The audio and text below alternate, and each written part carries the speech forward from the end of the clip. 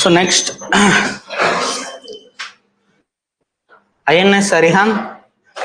In the last class also we have seen what is the importance of INS Arihant and all. So first of all, it is one among the 5 in the class of submarines which are developed under Advanced Technology Vessel Program, which was started in 1984. What is the main objective of this? To develop nuclear powered attack submarines. The submarine is powered by 83 megawatt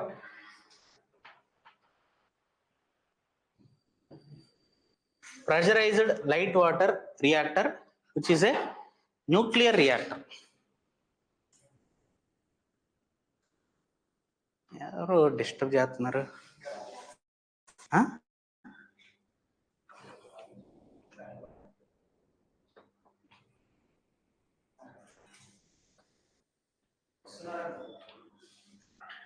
రానివ్వండి, మీరేనండి, వాళ్ళు వచ్చినప్పుడు వాళ్ళు వింటారు. Right. So INS Arihant, it uses something called 83 megawatt pressurized light water reactor. So this pressurized light water reactor is a nuclear reactor. Generally there will be different types of nuclear reactors, okay, which will harness electric energy. So అందులో ఒక type మనకి light water reactor. Again in nuclear technology will discuss them in detail. So INS Arihant uses 83 megawatt pressurized light water reactor, which is a nuclear reactor, and it was announced on 2018. INS Arihant has completed its first deterrent protocol, making the completion of India's nuclear triad. Nuclear triad ఏదైతే ఉందో దాన్ని complete చేసాం when INS Arihant came into the commission, and it's completed its first deterrence protocol, and it comes under direct control of Nuclear Command Authority. Very important. So in India, Nuclear Command Authority comes under Prime Minister. So generally, whenever we say the leader of all the forces, all the military forces of India, it will be President. So జనరల్గా మనకు ఒక war అనేది declare చేయడం కానీ war అనేది stop చేయడం కానీ, okay, it will be done by the president.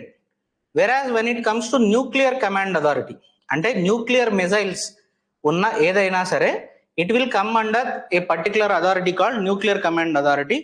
And if nuclear missiles have to be released on any other country, ఈ న్యూక్లియర్ కమాండ్ అథారిటీ పర్మిషన్ అనేది compulsory. And that nuclear command authority will be headed by prime minister. Along with Prime Minister, there will be other persons as well. Okay, in Nuclear Command Authority, there will be 2 types of councils. Okay, political council, include advisory council antam. Political council is headed by Prime Minister. Advisory council will be headed by National Security Advisor. Okay, who is going to give advice to the political council, okay, to take the decisions that are necessary. So nuclear missiles vadalali ante compulsory nuclear command authority permission కావాలి, which is going to be headed by Prime Minister. And INS Arigat, the second Arihant class submarine, launched in the year 2017, but it was recently commissioned into the Indian Navy, INS Arigat. Okay, so the 2 SSBMs, okay, or attack submarines, INS Arihant, Arigat, are equipped with 750 kilometer range our Sagarika missiles K-15. Okay, K-15 Sagarika missiles, okay, which are nuclear capable, okay, nuclear attack missiles. They are equipped with the INS Arihant and INS Arigat, and with this our indigenously developed nuclear missiles and our indigenously developed nuclear powered attack submarine came into the commission. ఇంతకు ముందు కూడా మనకు INS Chakra ఉంది. 2012 లోనే it was commissioned into the Indian Navy, which is also a nuclear powered attack submarine. But we have brought it from Russia. Russia నుంచి lease కి తీసుకున్నాం. Indigenously developed one INS Arihant. Okay. Next, some other battle tanks of India, only single battle tank, Arjun MBT. We call it main battle tank. So developed under multi-laboratory program of DRDO. So what happened was, initially we were using some Russian-made battle tanks. Most of our fleet, okay, in all the wars that we have fought, we have used Russian battle tanks, and they were actually not, okay, that much efficient. Even in the recent Russia-Ukraine war, Russian battle tanks have not fared well against the counterparts of Ukraine. Okay, Ukraine battle tanks to పోల్చుకుంటే Russia's battle tanks, they were not superior. So, and we were using most of our battle tanks that are T-72, Russian T-72 battle tanks. So that's why we have developed our own indigenous battle tank called Arjun, and later we are going to replace all the T-72 Russian battle tanks with our indigenously developed Arjun MBT main battle tank. It has different variants, Mark 1, Mark 2, like that variants also will be there. Next, 3 things which come under the category of warships. Okay, మనకి naval ships or warships కేటగిరీలో 3 వస్తాయి. ఒకటి frigates, destroyers and aircraft carriers. Now if you look at the picture, this is a frigate. Okay, this is a destroyer and this is aircraft carrier. So the difference between them, simply we will try to understand. Frigates are like comparatively small warships. They will also be equipped with all types of attack missiles and everything. వీటి వల్ల advantage ఏంటి, కొంచెం తక్కువ, okay, చిన్నవి కాబట్టి easy manoeuvrability and faster movement అనమాట. Okay, they are fast, they will have fast mobility and manoeuvrability. Whereas destroyers అనేవి ఏంటి అంటే, మనకి ఏదైతే పెద్ద పెద్ద షిప్స్ ఇండియాకి సంబంధించినవి ఉంటాయో వాటి ముందు ప్రొటెక్షన్ కోసం ఇవి వెళ్తా ఉంటాయి. Mainly we use them as a protection for the large ships. Okay, whereas aircraft carriers, as you can see here, they will have runways as well. Okay, and they will have docks for the aircraft. అంటే దీనిపైన air craft అనేది మనం dock చేయొచ్చు. అలాగే వాటి యొక్క take off అలాగే landing సంబంధించిన all types of facilities will be available. So aircraft carrier, as the name suggests, they will be carrying multiple aircrafts which has the capability of both landing and takeoff of aircraft. Okay, runways కూడా ఉంటాయి అన్నట్టు దీనిపైన aircraft carriers. Okay, they are the largest ships అన్నట్టు. Okay, and India దగ్గర right now we have 3 aircraft carriers. అవేంటనేది చూద్దాం. And we have multiple frigates and multiple warships, destroyers. Okay, so frigate is a type of warship built for speed and maneuverability. Main advantage of frigate ఏంటి, speed and maneuverability, because comparatively they are small size. Whereas destroyers are the naval vessels that are fast maneuverable and have long endurance, intended to escort the large vessels. So ఏదైతే పెద్ద vessels ఉంటాయో వాటిని escort చేయడానికి వాటికి ముందు వెళ్ళేవి destroyers. Whereas aircraft carrier is a warship that serve as a sea going air base. అంటే inside the see ఒక air base లాంటిది అన్నట్టు. Okay, which will carry multiple aircraft and it will also have take off and landing. Okay, runways కూడా ఉంటాయి. Equipped with full length flight deck, facilities for carrying, arming, deploying and recovering a aircraft. Okay, ఒక sea going air base లాంటిది. Now what are the different frigates that are present with India, what are the different destroyers and different aircraft carriers. So first frigates మనకి mainly few classes. So Shivalik class, largest of the frigate class. So ఇందులో మనకి INS Shivalik and INS Satpura and INS Sahyadri mountain పేర్లు. సహయాద్రి అంటే ఏంటి, Western Ghats. Western Ghats especially in Maharashtra they are called as Sahyadris. Okay, Shivalik అంటే lesser Himalayas. Okay, Satpura మనకి Vindhya Satpura ranges. Okay, middle India. Next Talwar class అంటే weapons. Most of the names will be based on weapons. Talwar, Trishul, Tabar, Teg, okay, Tarkash and Trikand. And designed and built by Russia for the Indian navy, this Talwar class frigates.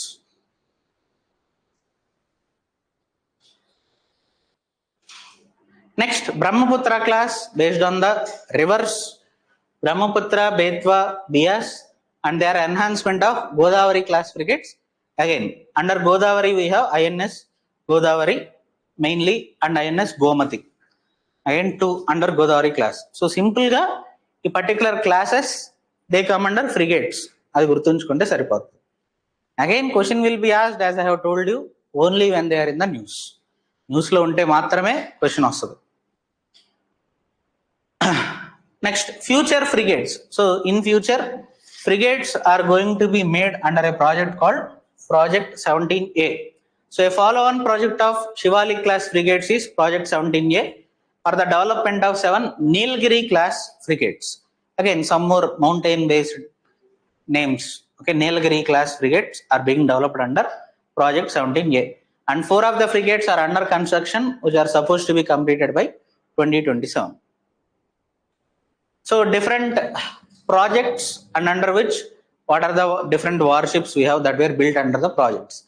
So just తర్వాత ఒకసారి చూసుకోండి ఆ project name కింద ఏమేమి మనం build చేసాం, different kinds of warships.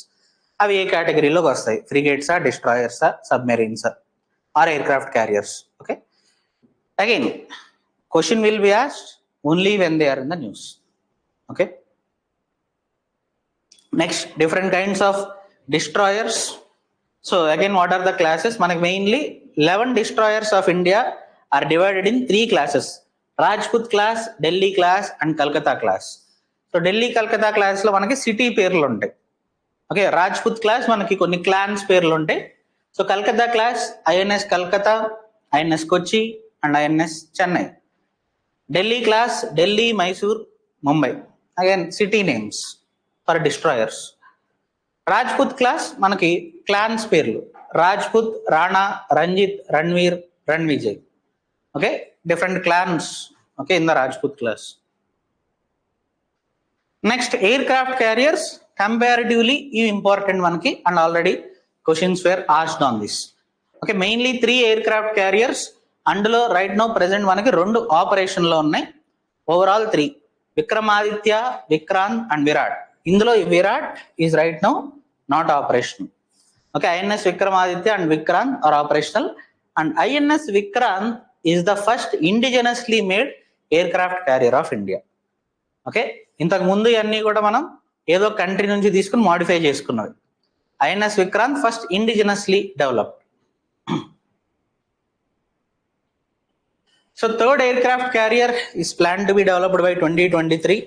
Another one Vikramaditya, it is a Kyiv class, అంటే Russia నుంచి తీసుకుని మాడిఫై చేసుకున్నది. So in 2014 INS Vikramaditya was formerly inducted into the Indian Navy. Again దీనికి ముందు కూడా మనకు ఒక aircraft carrier with the same name use to be there.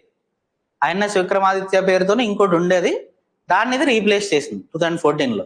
And మనకి ఆ మూవీ గాజీ మూవీలో actually they wanted to attack our INS Vikramaditya. ఎందుకు? Bay of Bengal నుంచి బంగ్లాదేశ్ కి వెళ్ళాలి అంటే డ్యూరింగ్ 1971 వార్ మన విక్రమాదిత్య అనేది అడ్డుగా ఉంటుంది బే ఆఫ్ బెంగాల్లోకి ఎవరు ఎంటర్ అవ్వకుండా. Because it is aircraft carrier, it will have multiple air crafts, it can stop any kind of warships. So వెళ్ళి ఏంటంటే ఒక సబ్మెరీన్ తో ఐఎన్ఎస్ విక్రమాదిత్యాన్ని డిస్ట్రాయ్ చేద్దాం అనుకుంటారు. బట్ అది మనకు ముందే తెలుస్తుంది. ఆ ముందే ఎలా తెలుస్తుంది అనేది మనకు ఇంకో సినిమా ఉంది, రాజీ అని చెప్పి, హిందీలో ఆలియా భట్ మూవీ.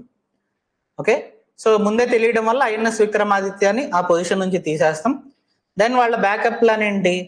వెళ్తా వెళ్తా ఏదో ఒక సిటీని డిస్ట్రాయ్ చేసి మనల్ని డైవర్ట్ చేయాలని. They wanted to actually destroy Visakhapatnam.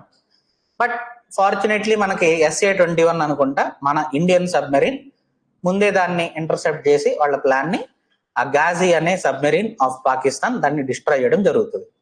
Okay, so INS Vikramaditya, it has replaced the former INS Vikramaditya, and INS Vikrant first aircraft carrier built in India, indigenously developed aircraft carrier, first one, that is INS Vikrant. And INS Virat of Centaur class, again తర్వాత మనకి 2017 లో decommission అయింది. Right now మనకు ఒక దగ్గర just for visiting purposes దీన్ని ఉపయోగించడం జరుగుతుంది as a museum, something like that. Okay, formally decommission in the year 2017. ఇదే మనకు ఆ క్వశ్చన్లో అడిగాడు. INS Sindhu Ghosh, INS Virat. Sindhu Ghosh is a submarine, Virat is a aircraft carrier. రెండింటిని అటు ఇటు మార్చి అడిగాడు. మనకి మెజారిటీ ఆఫ్ ద టైమ్స్ అదే చేస్తాడు.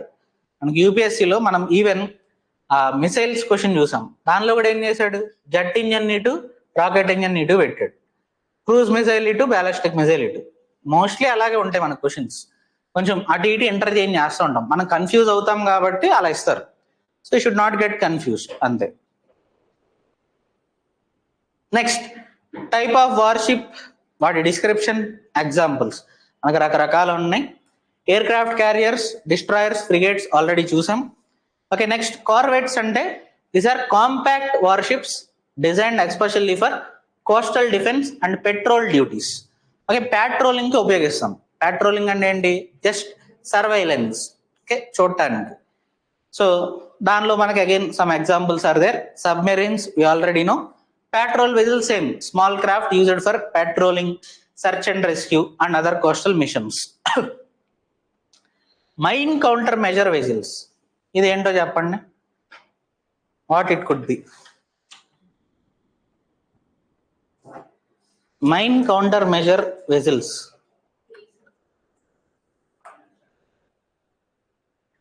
అది మనకి డిఫెన్స్ కి ఏం సంబంధం?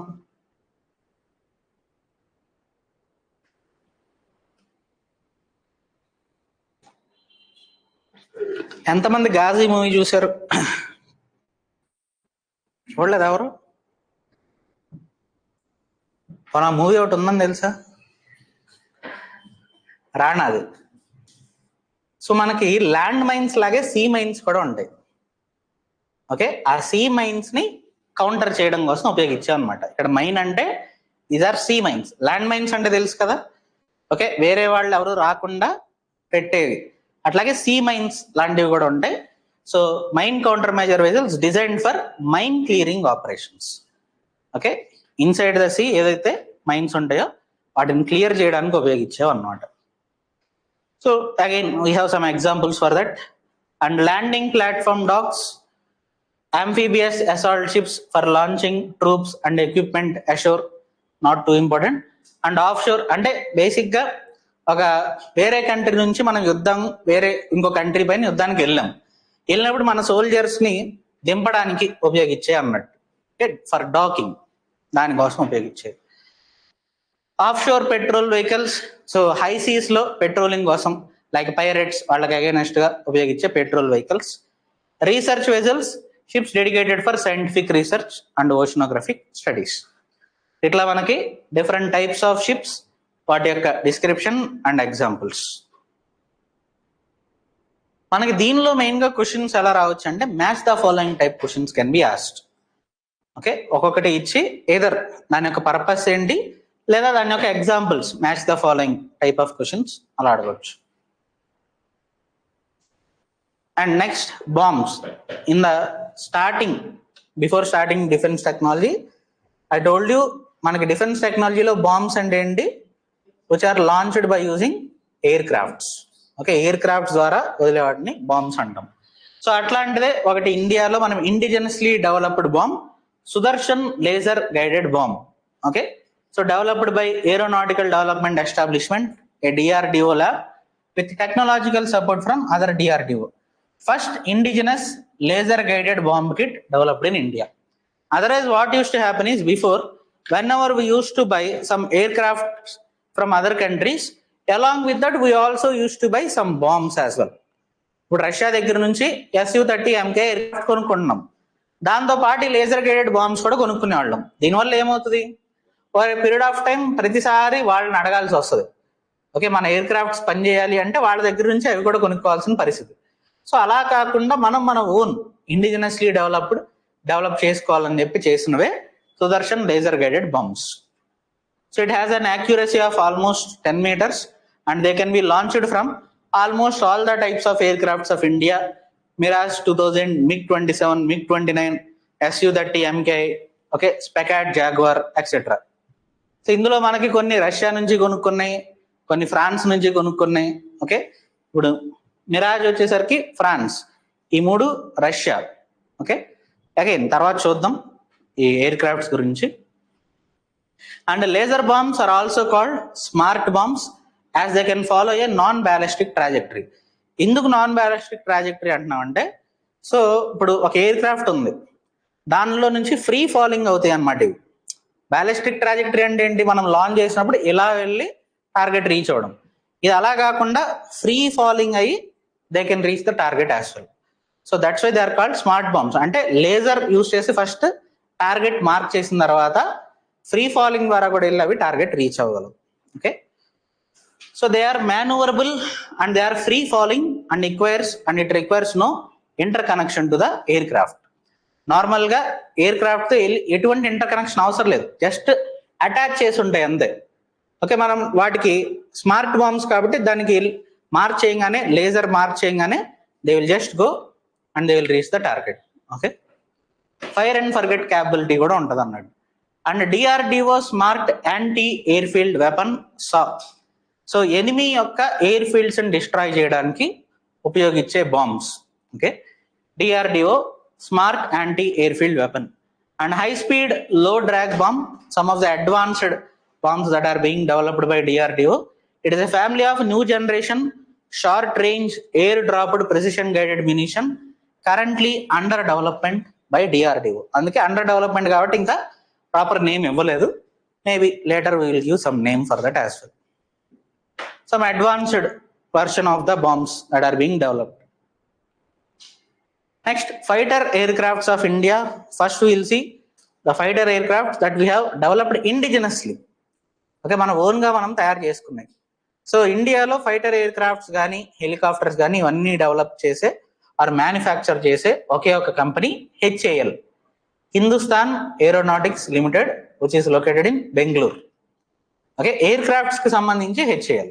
ఓకే, మిజైల్స్ కంపెనీ ఏంటి? Bharat dynamics limited. Okay, BDL Hyderabad.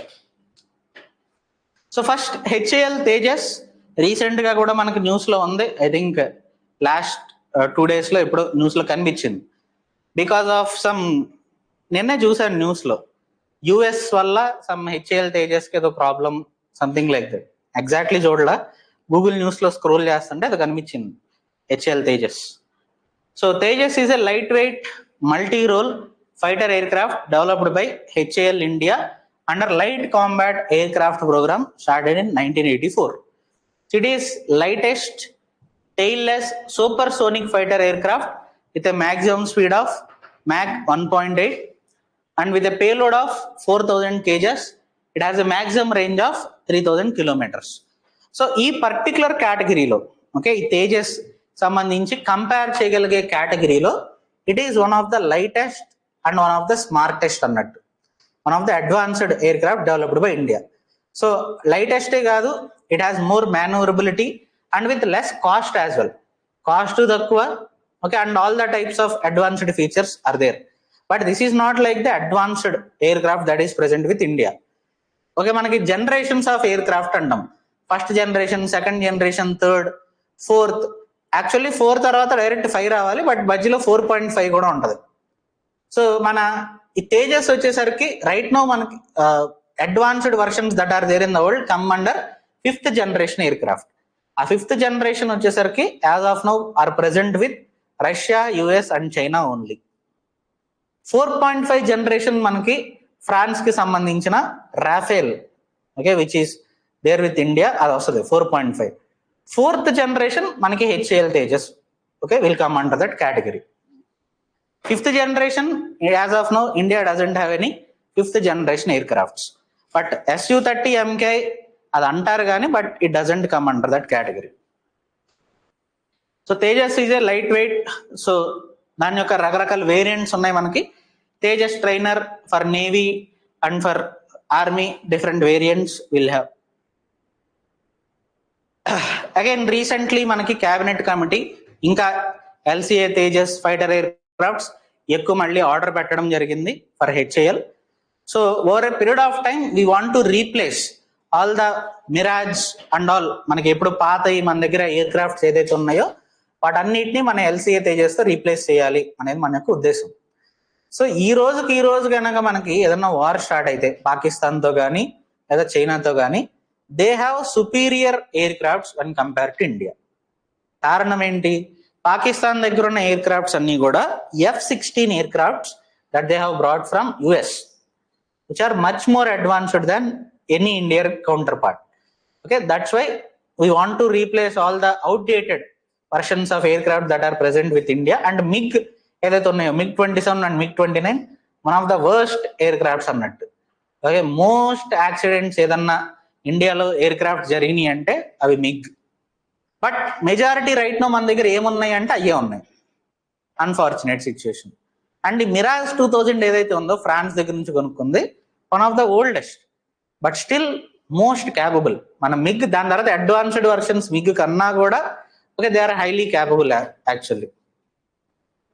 అందుకే ఫ్రాన్స్ రిలయబుల్ కంట్రీ కాబట్టి మళ్ళీ వాళ్ళ నుంచే రాఫెల్ జెట్స్ మళ్ళీ మనం కొనుక్కోవడం జరిగింది.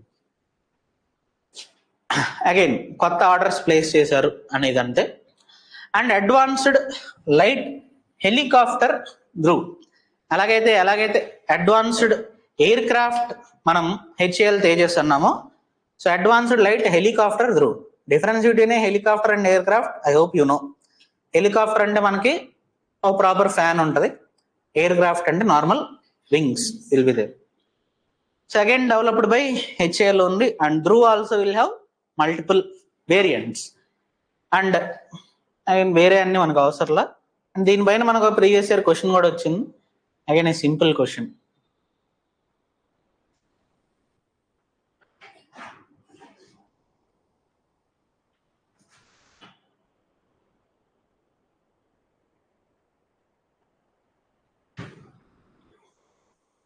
కనిపిస్తుందా? In the context of Indian defence what is aircraft carrying warship, missile carrying submarine, advanced light helicopter and intercontinental ballistic missile. Answer is advanced light. As I told you, questions అనేవి మనకి సింపుల్గా వస్తాయి. ధ్రువ్ అనేది ఏంటిది? సబ్మెరీనా, లేకపోతే హెలికాప్టరా, air క్రాఫ్టా? అలాగే drones కూడా అంతే. ఓకే, సేమ్ ఇక్కడ ధ్రువ్ ప్లేస్లో నిశాంత్ పెడతాడు. ఇవే ఆప్షన్స్ ఉంటాయి, ఒక దగ్గర డ్రోన్ అని ఉంటుంది, అన్మాన్డ్ ఏరియల్ వెహికల్.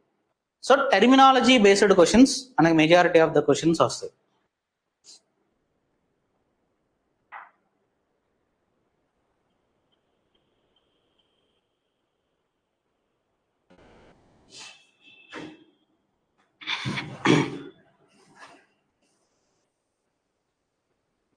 నెక్స్ట్ మనకి again helicopters and aircrafts లో కూడా 2 టైప్స్ ఉంటాయి. ఒకటి కాంబాట్ అంటాం, which are used for attacking. రెండోది utility helicopters or utility aircrafts అంటాం. యూటిలిటీ అంటే ఏంటి? Other purposes other than combat, like for carrying the soldiers, for carrying arms and ammunition, లేదా బ్యాటిల్ ట్యాంక్స్ లాంటివి carry చేయడానికి, అట్లా రకరకాల పర్పసెస్ కి యూజ్ చేసే వాటిని యూటిలిటీ పర్పసెస్ అంటాం. Okay, they are not used for attacking. రెండో కేటగిరీ ఏంటి? Combat aircrafts, which are used for launching missiles or for combat purposes. Okay, అలాగే మనకి utility helicopter, HAL light utility helicopter, it is mainly used for carrying few things. మనకు already ఇంతకు ముందున్న cheetah and Chetak helicopters ఏదైతే ఉన్నాయో వాటిని replace చేస్తుంది HAL light utility helicopter. Next HAL Rudra, it is an attack helicopter manufactured by HAL. Okay, so attack version అన్నట్టు. Rudra is the weaponised version of advanced light helicopter Dhruv, which is again a utility one. Okay, Dhruv అనేది మనకి utility helicopter, దాని attack version is HAL Rudra. And HAL Rudra పైన మనకి group 1 లో question అడిగాడు, not in UPSC. Recently in group 1 exam question was asked. Similarly again వేరే details మనకు ఏమంత అవసరం లేదు. Next light combat helicopter Prachand. Again ఒక 1 or 2 months బ్యాక్ మనకి న్యూస్ లో ఉంది ఇది. Okay, light combat helicopter. Again combat అంటే it is used for attack purposes. So మన దగ్గర యూటిలిటీ హెలికాప్టర్స్ ఉన్నాయి. One is Dhruv, attack ones Rudra and Prachand helicopters లో. Okay, so Indian Army's light combat helicopter Prachand recently conducted its inaugural firing during both day and night operation. And Prachand is India's first indigenous multi-role combat helicopter developed by HAL. Rudra ఏంటి? ఏదైతే utility helicopter Dhruv ఉందో దానికి just weapons add చేస్తాం, weaponized version of Dhruv. But it is not a direct combat helicopter. Actual combat first indigenously developed combat helicopter మనకి ఏంటిది? Prachand, HAL Prachand.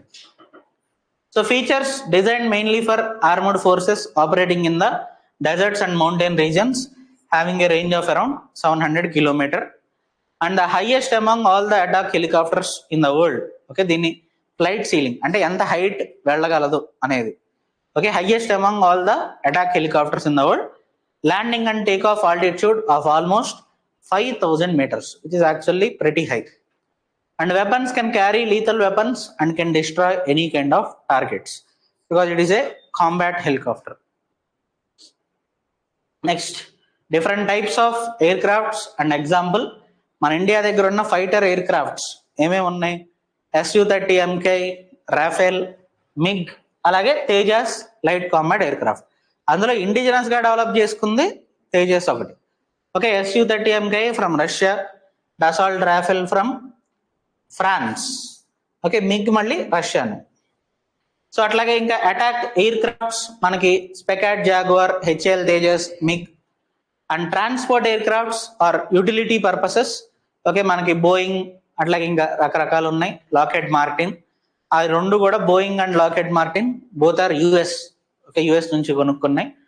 And helicopters మనకి HAL Dhruv, HAL Rudra and HAL Prashant ఇప్పుడే చూసాం.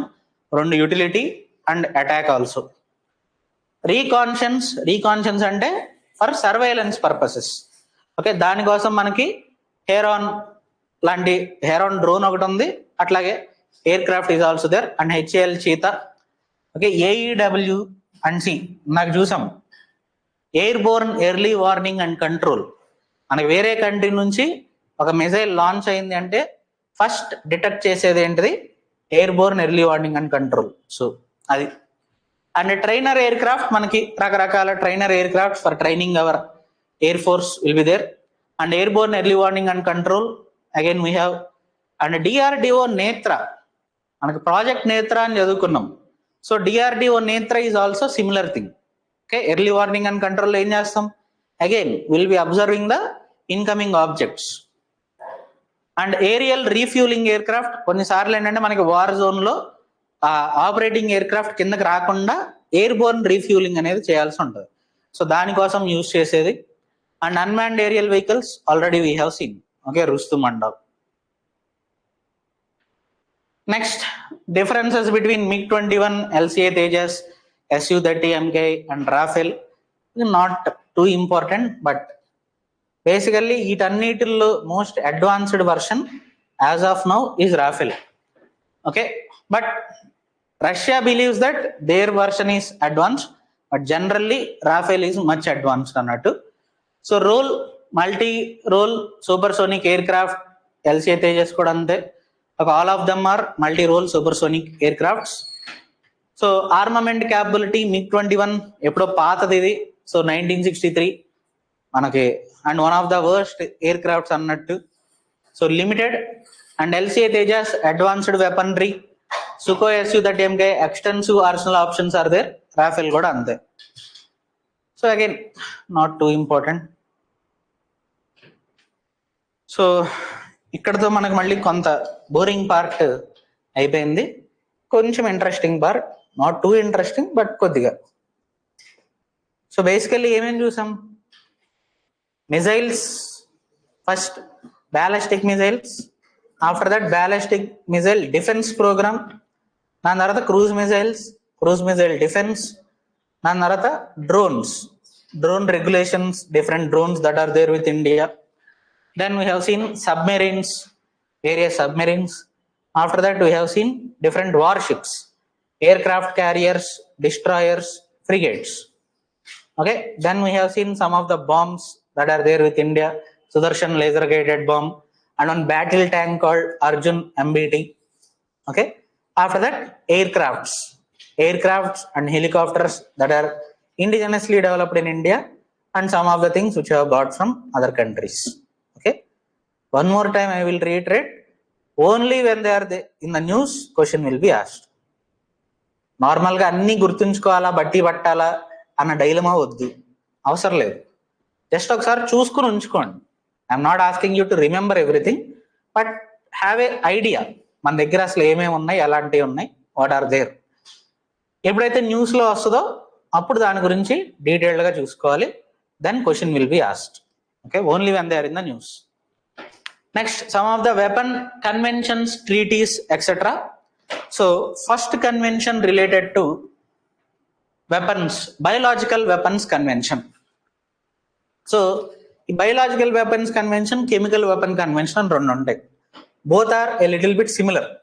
సో ఈ రెండు ఏం చెప్తాయి అంటే, no country should develop or should supply or should actually manufacture or use any kind of biological weapons. A country కూడా యూజ్ చేయడం కానీ, డెవలప్ చేయడం కానీ, స్టాక్ పైల్ చేసుకోవడం కానీ బయోలాజికల్ వెపన్ చేయకూడదు. ఎందుకంటే biological weapons will not have any kind of borders. Let us assume that, okay, not actually, let us assume COVID is some kind of a biological weapon used by China on the other countries. అది వేరే countries పైన ప్రయోగిస్తే అక్కడతో ఆగిపోతుందా? మొత్తం ప్రపంచం మొత్తం బాగుతుంది. So that's why biological weapons are highly dangerous. So అందుకని ఈ convention one of the most successful treaties. Just ఒక 2-3 కంట్రీలు సైన్ చేయలేదు. Okay, otherwise all the countries have signed this treaty and everybody follows this as well. Okay, so under this, no country should develop, stockpile, manufacture or supply to some other country or import or anything like that, okay, of biological weapons. ఒకవేళ already ఏదన్నా ఉంటే వాటిని destroy చేసేయాలి. Okay, according to this convention. So biological weapons disseminate disease causing organisms or toxins to harm or kill humans, animals or plants. So వేరే వాళ్ళకి harm తలపెట్టాలి అని చెప్పి biological weapons in the form of different organisms or toxins use చేస్తే వాటిని biological weapons అంటాం. Formally the convention formal name is convention on the prohibition of development, production, stock piling of bacteriological and toxic weapons and on their destruction. అంటే ఏం చెప్తున్నాం? No country should develop అంటే research and development చేయకూడదు with respect to biological weapon. వాళ్ళు చేసినా, already చేసున్నా వాటిని produce చేయకూడదు. Similarly stock pile అంటే వాటిని మోర్ అండ్ మోర్ ప్రొడక్షన్ చేసి స్టాక్ పైల్ చేసుకోవడం, that should not be done. ఒకవేళ అలాంటిది ఏదైనా చేసుంటే they should be destroyed. Okay, so the convention was negotiated under conference of committee on disarmament. గుర్తుంచుకోండి, కమిటీ ఆన్ డిసార్మమెంట్ అనేది we call it CD. Only when a convention is negotiated under Committee on Disarmament or CD, then only India will sign the treaty, or at least will think of signing such a treaty. If a treaty particularly, okay, a convention on disarmament kinda rakunda, if it is related to nuclear weapons or any kind of weapons, generally we tend not to sign such treaties. Okay, so because this is negotiated under CD, all the countries have signed, including India as well. So it was opened for signatures in 1975 and almost 183 state parties are part of this convention. All the major countries have signed this treaty, and biological weapon convention effectively prohibits development, production, acquisition, transfer, stockpiling and use of biological or toxic weapons. So biological weapons అనేది ఎటువంటి విధంగా కూడా ఉపయోగించకూడదు.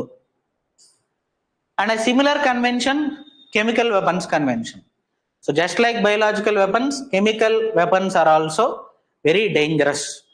Okay, during World War I and World War II, chemical weapons అనేవి ఉపయోగించడం వల్ల చాలా మంది చనిపోవడం జరిగింది అండ్ భారీ నష్టం కూడా జరిగింది. అండ్ రీసెంట్లీ మనకి కెమికల్ వెపన్ కన్వెన్షన్ న్యూస్ లో ఉంది, because it is believed that Israel has used some kind of a chemical weapon, okay, on Gaza Strip. Okay, Gaza Strip paina oka kind of chemical weapon ni use cheyadam jarigindi. But the thing is, whatever the chemical weapon they have used, that was not actually prohibited under this chemical weapon convention. వాళ్ళు use చేసింది ఏదైతే ఉందో అది chemical weapon convention కింద prohibit అయితే చేయలేదు. So that's why no country actually questioned them. Okay, so the modern use of chemical weapons began during the World War I, when both the sides have used them to conflict poisonous gases to inflict agonizing effects, suffering and to cause significant battlefield casualties. And some of the examples: chlorine, phosgene, okay, choking agent and mustard gas which inflicts painful burns. ఈ mustard gas అనేది ఎక్కువ శాతం use చేయడం జరిగింది World War I and some times in World War II as well. Were among the chemicals used and the results were indiscriminate and often devastating, and nearly 1 lakh deaths resulted since World War I.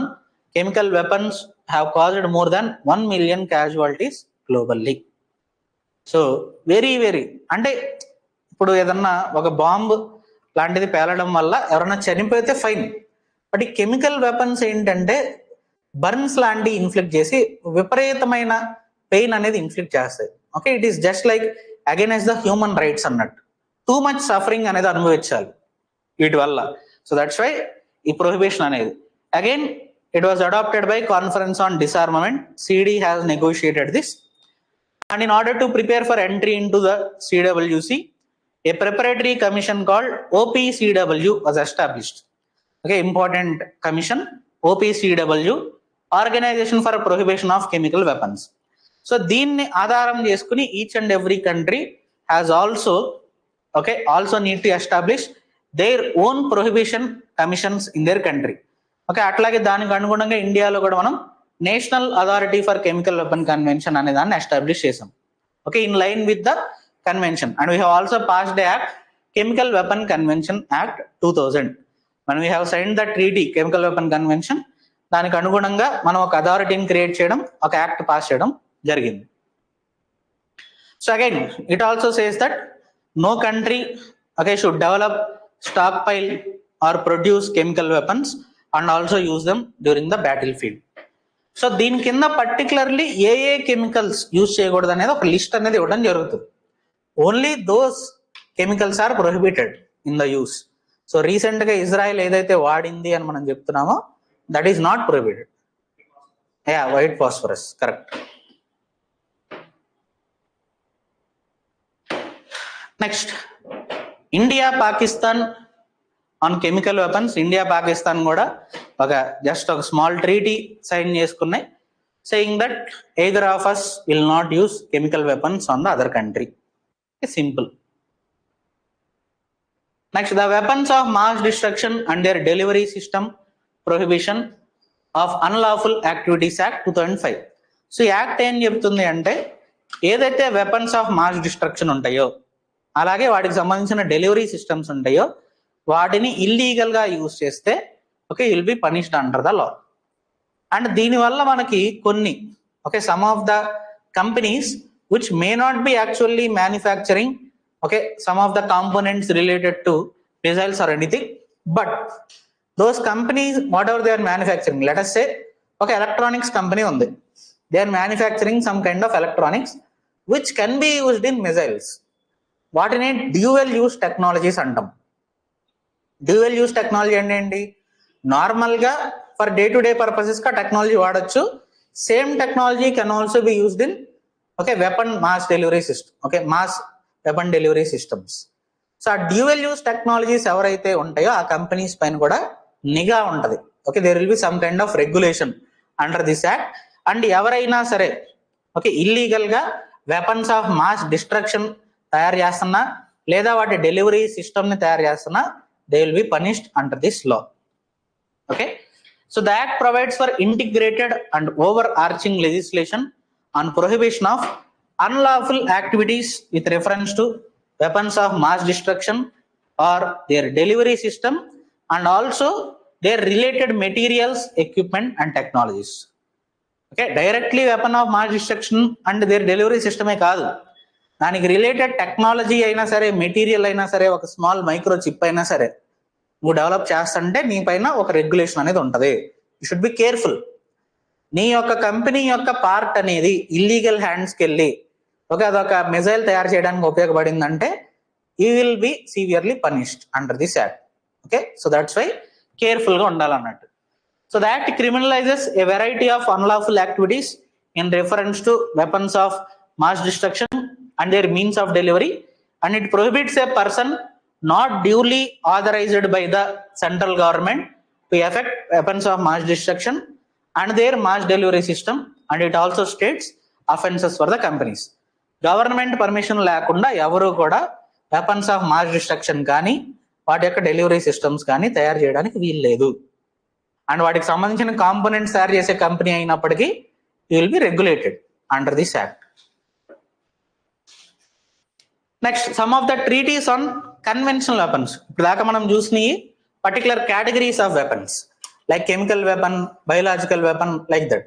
Conventional weapons అంటే normal weapons which are neither nuclear nor biological nor chemical, normal conventional weapons.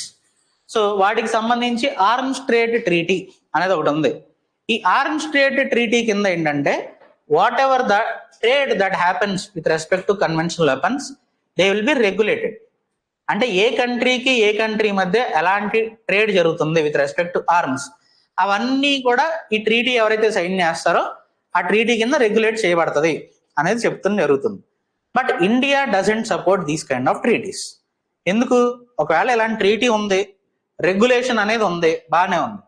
ఈ regulation వల్ల ఎలాంటి ఉపయోగం ఉందని మనం అడుగుతున్నాం. ఇప్పుడు ఈ రెగ్యులేషన్ వల్ల రాంగ్ హ్యాండ్స్ లోకి ఆర్మ్స్ అండ్ ఎమ్యూనిషన్ అనేది వెళ్లకుండా ఆగిపోయిందా? టెర్రరిస్ట్ చేతుల్లోకి ఓకే ఆర్మ్స్ అండ్ ఎమ్యూనిషన్ వెళ్లకుండా నువ్వు ఈ ట్రీటీ ఆపగలిగితే అప్పుడు ఈ ట్రీటీ మేము సైన్ చేస్తాం, దీనివల్ల ఏదైనా ఉపయోగం ఉందని ఒప్పుకుంటాం. But it is not stopping any illegal trading. So there is no point of this treaty, that's why we are not going to sign this. That is our stand. Okay. So the Arms Trade Treaty obligates parties to regulate ammunition or munitions fired, launched or delivered by enumerated conventional arms and including battle tanks, combat vehicles, missiles, etc. And parties must also regulate export of parts and components that may assemble these conventional arms. So regulation on the export and ఏమేమి weapons use చేసాం అనే దానికి సంబంధించి ఒక record అనేది ఉండాలి అని చెప్తుంది. So India abstained from ATT since India has maintained that such a treaty should make a real impact on illicit trafficking in the conventional arms and their illicit use. But such thing is not happening, especially by terrorists and other unauthorized and unlawful state actors. But because such a thing is not happening, we are not going to sign this treaty. We are going to abstain from it. Next, treaty on open skies. So generally ఈ treaty ఏంటంటే ఒక country యొక్క air space అనేది if a particular aircraft is not a combat aircraft, it should be allowed. Combat aircraft కాకపోతే వేరే ఏ country air space లోకైనా వేరే ఎయిర్ క్రాఫ్ట్స్ అనేది అలౌ చేయాలి అనేది treaty of open skies. The Treaty of Open Skies is an international agreement in which state parties are given authorization to conduct unarmed observation flights over the territory of the other state parties. Unarmed flights అనేది. Next, Space Arms Control Treaty, also called Outer Space Treaty. So simply Outer Space Treaty ఏం చెప్తుంది అంటే simple aspect, it is stating that okay outer space should not be used for any kind of weaponization. Okay, outer space అనేది weaponize అనేది చేయకూడదు. No country should use outer space for deploying their weapons. అట్లాగే outer space should not be used for testing of any kinds of weapons like nuclear weapons. అంటే ఒక nuclear weapon తీసుకుపోయి Mars పైన నేను test చేస్తాను అంటే కుదరదు. అలాగే నువ్వు గాల్లో ఒక మిసైల్ పెడతాను అంటే కుదరదు. Outer space should be used only for peaceful purposes. It should not be used for any kind of weapon testing or deploying any kind of weapons. That is what is the treaty. So the treaty stipulates that exploration and use of outer space shall be carried out only for the benefit and interest of all the countries and it shall be the province of the mankind. So దీని కింద మనకి outer space లో ఎటువంటి nuclear testing లాంటి or any kind of weapon testing లాంటివి చెయ్యం. Are వేరే planets పైన కానీ ఆస్ట్రాయిడ్స్ పైన కానీ కూడా any kind of weapon testing will not be done. And similarly no country is going to keep weapons in the space. అది మనకి treaty. So simply saying outer space should be used only for peaceful purposes. Next, innovations for defense excellence or IDEX. So కొత్తగా మనకి రకరకాల startups వస్తూ ఉంటాయి which might be developing some technologies which can be used in the future for our military use. So ఫ్యూచర్లో మిలిటరీకి ఉపయోగపడే technologies ఎవరన్నా తయారు చేస్తుంటే, లైక్ ఒక డ్రోన్ టెక్నాలజీ అవ్వచ్చు, that drone can be used for by our military in the future. So ఇట్లాంటి technologies ఎవరన్నా డెవలప్ చేస్తుంటే వాటి వల్ల మనకి లాంగ్ టర్మ్ యూజ్ అనేది ఉంది అనుకుంటే, for them okay military is going to provide them with some kind of funding. అదే మనకి ఈ ఐడెక్స్ అనేది, innovations for defence excellence. So ఐడెక్స్ AIIMS for creation of an ecosystem to faster innovation and technology development in defence and aerospace, mainly defence and aerospace కి సంబంధించి, by engaging industries including MSMEs, startups and individual innovators, R&D institutes and academia. So particularly ఒక academic institution లో ఏదైనా research జరుగుతుంది, if we think that research is going to help our defence sector in the future or aerospace sector in the future, అట్లాంటి వాళ్ళకి funding అనేది ఇవ్వడం జరుగుతుంది. Okay, ఆ పర్టికులర్ అలా ఫండింగ్ ఇవ్వడం కోసం మన ఎవ్రీ ఇయర్ మన డిఫెన్స్ బడ్జెట్ లో కొంత మనీ R&D యాక్టివిటీస్ కి అలొకేట్ చేయడం జరుగుతుంది. And especially the college where I have studied, there one of the aerospace engineering or aeronautical engineering professor, he got around 2 crores funding from the government, okay, because he was developing some kind of technology. Okay, atla funding anedi istha untaru. So IDEX provides grants or funding and other support to carry out R&D which has good potential for future adoption for the Indian defense and aerospace needs. ఏదైతే aerospace needs కానీ defence needs కానీ future లో ఈ particular technology are research ఉపయోగపడుతుంది అనుకుంటే వాటికి funding అనేది ఇవ్వడం జరుగుతుంది. And iDEX will be funded and managed by defence innovation organisation which has been formed as a non-profit company under Section 8 of Companies Act.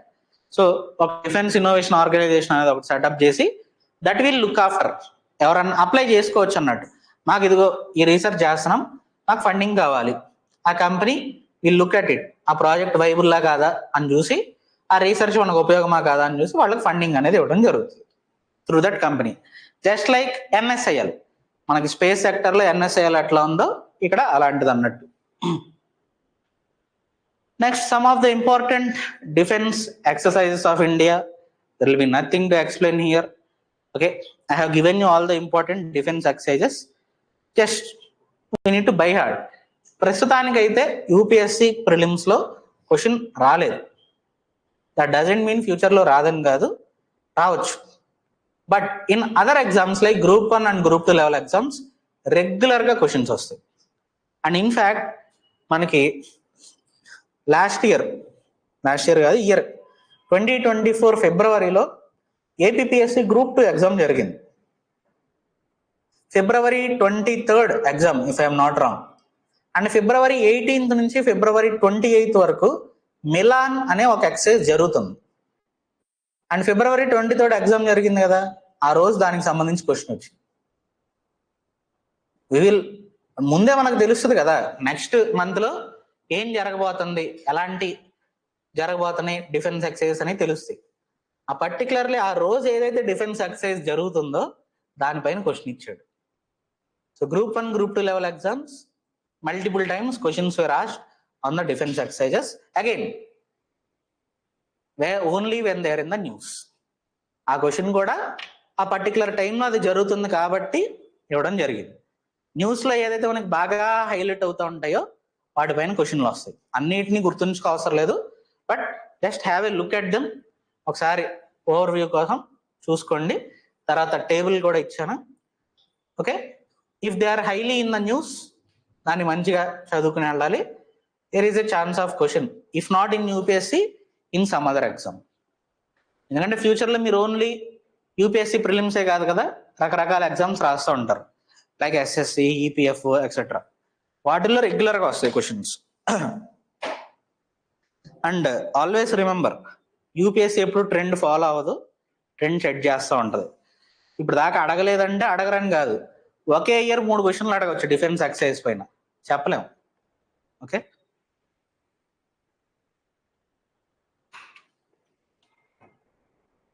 I'll give you some best examples. 2019 కన్నా ముందు మనకి UPSC pattern change అనేది 2013లో జరిగింది.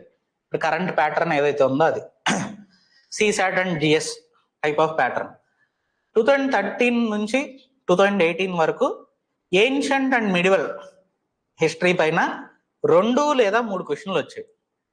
ఆ 2 లేదా 3 క్వశ్చన్లు కూడా if you read Tamil Nadu NCERT ఒకటి ఉంటుంది, ఏన్షియంట్ మిడివల్కి ఒకే బుక్ ఉంటుంది, దాన్ని చదవడం ఈజీ, 2 రోజుల్లో చదివేయచ్చు మొత్తం ఏన్షియంట్ మిడివల్.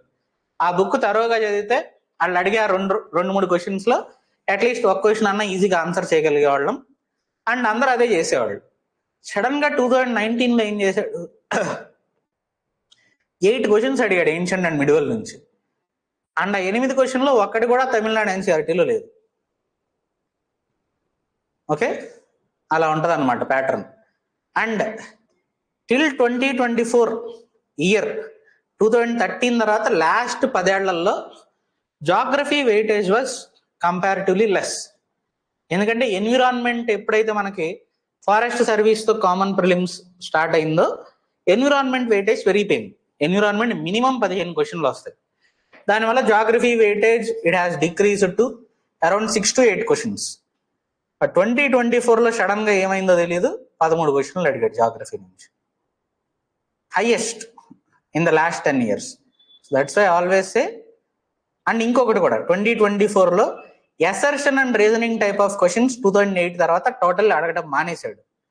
2008 వరకు రెగ్యులర్ గా వచ్చాయి, దాని తర్వాత అసలు అడగల. సడన్ గా 2024లో వాటిని ఇంట్రడ్యూస్ చేయడమే కాదు, 10-15 క్వశ్చన్లు అడిగాడు assertion and reasoning type. That's why అయితే ట్రెండ్ ఫాలో అవ్వదు, ట్రెండ్ సెట్ చేస్తూ ఉంటుంది. Don't ever follow the trend of UPSC. Okay, last few years ఈ ట్రెండ్ ఉంది అని చెప్పి మనకు రకరకాల వీడియోలు వస్తూ ఉంటాయి, అవి ఫాలో అయ్యారంటే బొక్క బోర్లో పడతారు. నెక్స్ట్ ఇయర్ ఏదో కొత్త ట్రెండ్ వస్తుంది అని అనుకుని మనం ప్రిపేర్ అవుతూ ఉండాలి. అందుకే ఆ ట్రెండ్ గురించి మర్చిపోయి మనం ప్రిపేర్ అయ్యేది మనం అవ్వాలి. ఏదో ఒకటి ఆడిస్తాడు, మనం ఆన్సర్ చేయాలి అంతే. Don't ever think like this. Okay, ఈ సబ్జెక్ట్ ఇన్ని క్వశ్చన్లు వస్తాయి, ఈ సబ్జెక్ట్ ఇన్ని క్వశ్చన్లు వస్తాయి, నో. అండ్ జనరల్లీ మీలో చాలా మందికి and normally for UPSC aspirants polity will be A favourite subject. ఎందుకు? చక్కగా లక్ష్మీకాంత్ బుక్ ఉంటుంది, క్లాసులు విన్నా వెనకపోయినా కూర్చుని ఆ బుక్ వేస్తే గట్టిగా పిడేస్తే majority of the questions answer చేయొచ్చు, and that is true as well. Polity పైన చాలా ఎక్కువ డిపెండ్ అయ్యి వెళ్తూ ఉంటారు ప్రిలిమ్స్కి.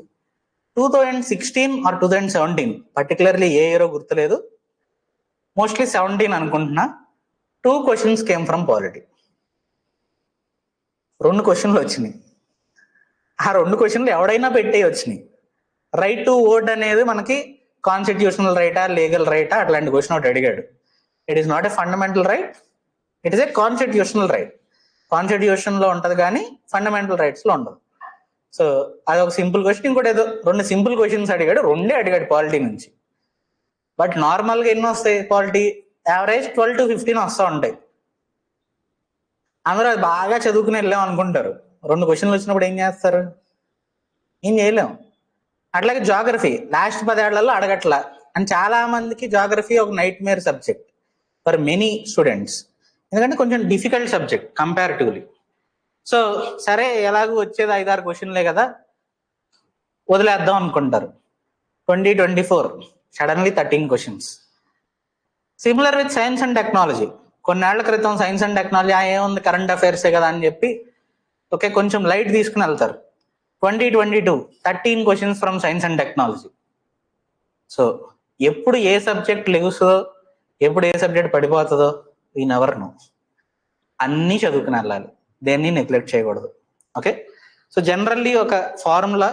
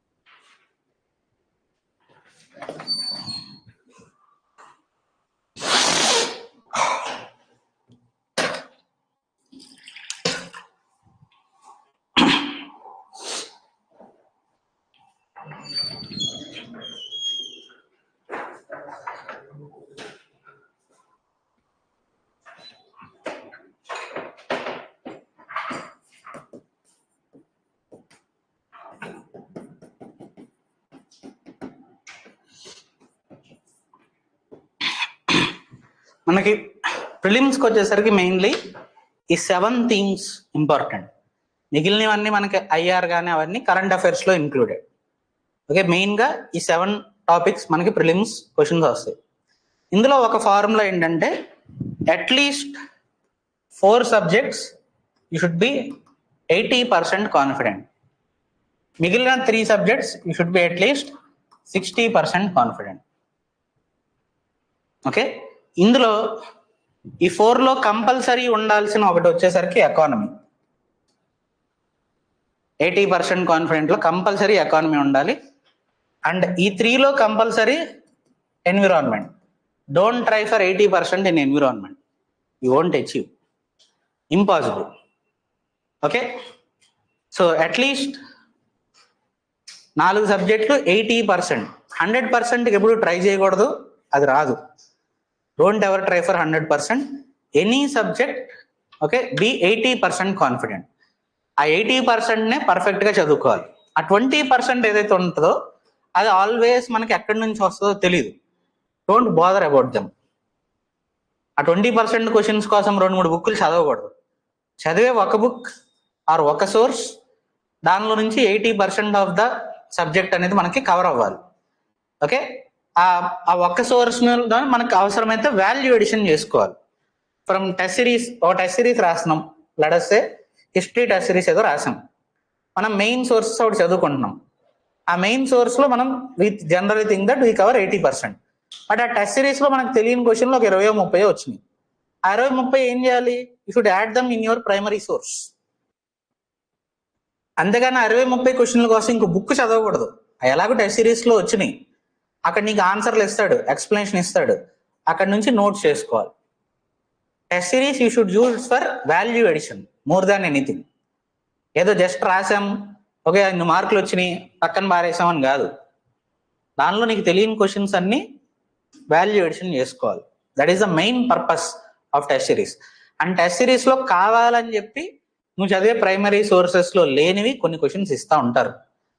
వాళ్ళు ఇచ్చే ఉద్దేశం ఏంటంటే నువ్వు వాల్యూ ఎడిషన్ చేసుకుంటావు అని. Okay, so this is the formula to clear prelims. దేన్ని నెగ్లెక్ట్ చేయకూడదు. Alright, and one more suggestion, don't give too much important to current affairs. అంటే మన సగం ప్రిపరేషన్ కరెంట్ అఫైర్స్ మీద నడవకూడదు. కొంతమంది అలా చేస్తూ ఉంటారు. ఫస్ట్ అటెంప్ట్లో ఓవర్ ఎంతూజియాజంతో కరెంట్ అఫైర్సే చదువుతూ ఉంటారు. దానివల్ల ఉపయోగం లేదు. మెజారిటీ ఆఫ్ ద క్వశ్చన్స్ ఎక్కడి నుంచి వస్తాయి? ఈ 4 నుంచే వస్తాయి. At the end of the day 60 క్వశ్చన్లు అక్కడి నుంచే వస్తాయి. మిగిలిని ఈ 3 నుంచి వస్తాయి. 60 క్వశ్చన్స్ వదిలేసి ఈ 3 పైన ఎక్కువ పడకూడదు. ఓకే, ఫస్ట్ ఇక్కడ స్ట్రాంగ్ అవ్వాలి. ఆ 60 క్వశ్చన్స్లో అట్లీస్ట్ 40 క్వశ్చన్స్ నీకు తెలిసినవి రావాలి. 40 క్వశ్చన్స్ నీకు తెలిసినవి రావాలి అంటే మల్టిపుల్ బుక్స్ చదవకూడదు. చదివిన ఒక్కటి పర్ఫెక్ట్గా చదవాలి. ఆ 20 నీకు తెలియని వాటి గురించి డోంట్ వరీ. నీకు తెలిసిన 40 ఏదైతే వస్తాయో ఓన్లీ వరీ అబౌట్ దెమ్. ఆ 40లో majority if you can answer will clear prelims. Okay, ఆ మిగిలిన 20లో ఏదో ఒక లాజిక్స్ అప్లై చేసి ఒక 4-5 అలాగా ఆన్సర్ చేస్తాం. అండ్ ఈ మిగిలిన 40లో again if you read whatever I have told you, current affair ఆ 3 టైర్ స్ట్రక్చర్ ఏదైతే చెప్పానో అది ఫాలో అయితే will be answering majority of the questions. That will be sufficient. Science and tech, environment, current affairs you should try for 60%. You should not even go for 80%. 60% answer చేయగలిగితే very good in those 3. Anyway, so defence exercises again తర్వాత చూసుకోండి. Next, is India a responsible nuclear power? మీరేమనుకుంటున్నారు? అవునా కాదా? Yes. So very simple. As of now have you used nuclear weapons on any other country? No. And one more thing, have you threatened any country with the use of nuclear weapons like Russia or Israel is doing right now? Russia Ukraine వార్లో వీలైతే nuclear weapons use చేస్తామని అఫీషియల్గా Putin announce చేయడం జరిగింది. But మనకి ఏ war వచ్చినా కూడా we never announced we're going to use nuclear weapons.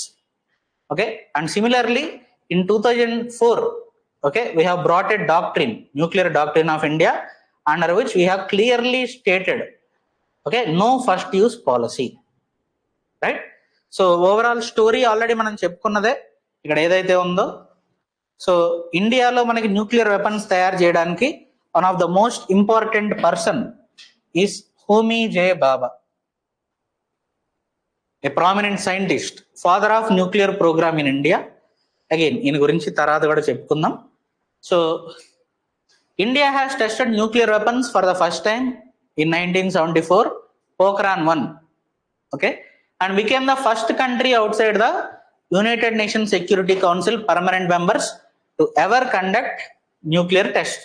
And India's nuclear program is the brainchild of Homi J. Bhabha. Jawaharlal Nehru, the first Prime Minister, launched India's nuclear program mainly for the civilian use. And a nuclear program start చేశాడు, but civilian purpose కోసం. But Homi J బాబా అప్పటి నుంచే civilian పర్పసే కాదు, nuclear weapons కూడా develop చేయాలి అని చెప్పి చెప్తా ఉండేవాడు. బట్ కొంతవరకు జవహర్లాల్ నెహ్రూ టైంలో మనం దాని వైపు ఎక్కువ మొగ్గు చూపలేదు. బట్ లేటర్ ఆఫ్టర్ 1971 ఏదైతే ఆ ఇన్సిడెంట్ చెప్పానో, okay, Russian nuclear powered submarine, దాని అప్పుడు మనం రియలైజ్ అయ్యి, ఓకే, ఇందిరాగాంధీ టైంలో we started developing nuclear weapons properly. And in 1974 under Indira Gandhi only we have tested nuclear weapons, Pokhran 1. Later during Atal Bihari Vajpayee time, okay, during NDA 1 phase, again in 1998 we have conducted second nuclear weapon testing, Pokhran 2, okay. So however, India's capability in development of nuclear fuel cycle has given technical capability to pursue nuclear weapons.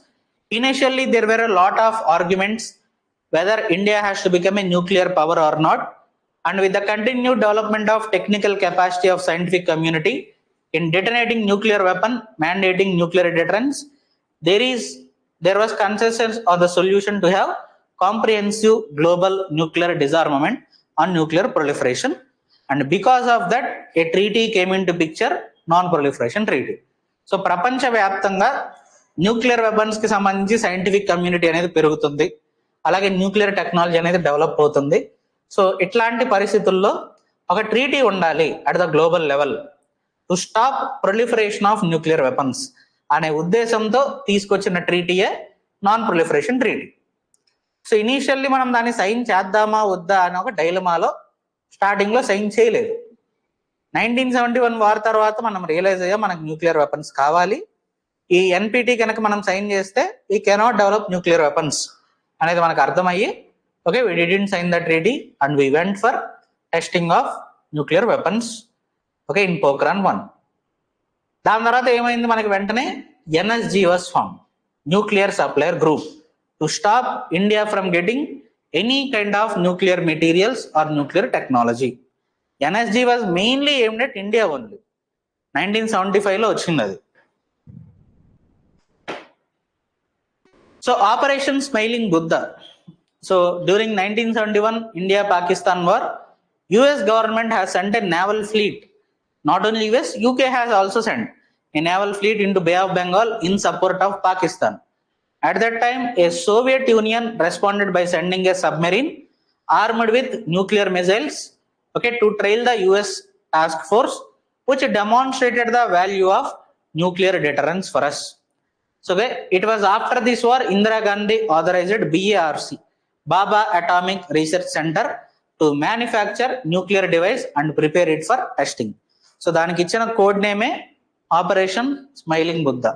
So operation smiling Buddha was the code name given for India's first successful nuclear bomb test in 1974, detonated at a place called Pokhran in Rajasthan. దీన్నే Pokhran 1 testing అంటాం. It was first confirmed nuclear weapon outside the P5 countries, and India has characterized the test to be peaceful nuclear explosion. So A కంట్రీని భయపెట్టడానికో threaten చేయడానికో ఇవి nuclear weapon testing చేయలేదు, మా యొక్క nuclear deterrence కోసం మాత్రమే చేసాం అని చెప్పడం జరిగింది. After the success of Pokhran 1, again during Atal Bihari Vajpayee time, we have conducted Pokhran 2 testing in the year 1998. under the code name Operation Shakti. Okay, after Operation Shakti, all the countries, okay, they have accepted, but immediately in 1999, again US and other Western countries, they have imposed sanctions on India. అప్పుడు ఎప్పుడైతే మన main sanctions విధించారో France లాంటి countries దానికి against గా argue చేసినాయి. But after 2001 they have accepted India as a nuclear power and ఆ sanctions తీసేయడం, over a period of time మనకి ఎన్ఎస్జీ వేవియర్ రావడం, and all the western countries started signing nuclear deals with India. ఇవన్నీ జరగడం, ఆ story అంతా already మనం చెప్పుకున్నాం. And current status of India and NFU, okay, even after almost 20-25 years, okay, we are still abiding to our no first use policy. And ఏదైతే no first use policy ఉందో అది ఎప్పుడు వచ్చింది మనకి 2003 మన ఇండియా న్యూక్లియర్ డాక్ట్రిన్ అనేది announce చేయడం జరిగింది. Under that nuclear doctrine we have announced this policy of no first use. It is a pledge by a nuclear power not to use nuclear weapons unless it is attacked by an adversary with the use of nuclear weapon. అంటే వేరే country మన పైన nuclear weapons attack చేస్తే తప్పితే మనం ఆ country పైన nuclear weapons ప్రయోగించం. That is what is the policy of no first use. So India has always held its commitment to no first use policy as a proof of its being a responsible nuclear power. And no first use is a reflection of our cultural inheritance as well, where we don't invade any country. చరిత్రలో India వెళ్ళి వేరే కంట్రీని invite చేసింది అనేది ఎప్పుడూ లేదు. India పైకి వేరే countries ఇన్వేషన్కి వచ్చినాయి కానీ. So India's no first use policy. So nuclear doctrine లో ఏమేమి ఉన్నాయి, okay, some of the important aspects. అప్పుడప్పుడు మెయిన్స్ లో క్వశ్చన్స్ అడుగుతూ ఉంటారు. So building and maintaining a credible minimum deterrent. Okay, we want to build and maintain a credible minimum deterrent. అంటే రేపొద్దున వేరే కంట్రీస్ మా పైన అటాక్ చేస్తే మేము రిటాలియేట్ అవ్వాలి కాబట్టి ఒక డిటరెన్స్ కోసం మాత్రమే మేము న్యూక్లియర్ వెపన్స్ తయారు చేసుకుంటున్నాం. అంతేగాని ఎవరినో థ్రెటన్ చేద్దామనో ఎవరినో భయపెడదామనో కాదు. We are developing only for a credible minimum deterrence. Similarly a posture of no first use nuclear weapon, okay, that is we are going to use nuclear weapon only in retaliation against a nuclear attack on the Indian territory or the Indian forces anywhere. And nuclear retaliation to the first strike will be massive and designed to inflict unpredictable damage. So if any country attacks us, our retaliation for that is going to be massive. We are going to release all our nuclear missiles. That is what we are saying. And nuclear retaliatory attacks can only be authorized by nuclear command authority, which is headed by Prime Minister. Okay, remember that. And no use of nuclear weapons against a non-nuclear weapon state. So one more principle, if some other country is a non-nuclear weapon state, we are never going to use nuclear weapons on such a country, right? And in the event of any major attack against India or Indian forces anywhere by using biological or chemical weapons. So వేరే country మన పైన biological కానీ chemical weapons కానీ ప్రయోగిస్తే ఆ టైంలో nuclear weapons అనే ఆప్షన్ని మనం ఒక పక్కన పెట్టుకుని ఉంచుతాం. కంపల్సరీ యూజ్ చేస్తామని కాదు, we might use the nuclear option. Okay, that is what we're saying. India will retain the option of retaliating with nuclear weapons.